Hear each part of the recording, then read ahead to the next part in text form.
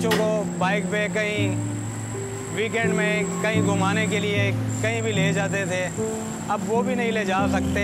आप हमें बताएं कि हम खर्चे कहाँ से पूरे करेंगे। अब यही हो सकता है कि अपनी बाइक को अपने घर में खड़ा करें और हम पैदल वॉक करें। हम डेली वेजेस के लोग हैं जो मंथली 30 से 35 हज़ार या 32 हज़ार रुपये माहाना कमाते हैं। डेली का हिसाब करें तो उससे 1000-1200 रुपये बनता है, जिसमें से पहले हमारा 300, 400 या 500 रुपये डेली का पेट्रोल का खर्च था।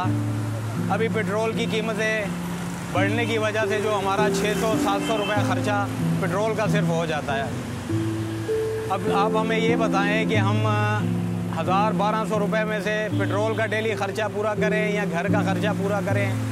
ना हम टैक्सी अफोर्ड कर सकते हैं, ना रिक्शा अफोर्ड कर सकते हैं। कहाँ से लाएं, चोरी करें, डाका डालें, कहाँ से पूरा करेंगे अपने घर का खर्चा।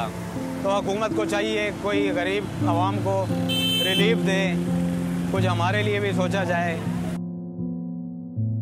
जी सर, पहले तो हम मोटरसाइकिल पे चले जाते थे मंडी, वहाँ पे थोड़ा कम कीमत में सामान मिल जाता था।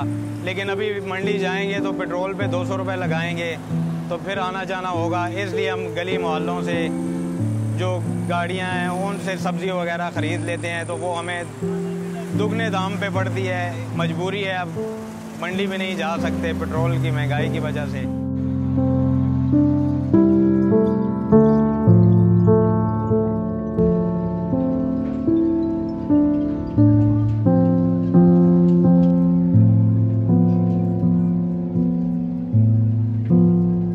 पहले डीजल कम था तो 30-40 हज़ार बचता था, बड़ी 50 हज़ार काम होता था। अभी तो कुछ नहीं बच रहा है, 15-20 हज़ार भी गाड़ी के लिए नहीं बच रहा है। गाड़ी वाला परेशान है।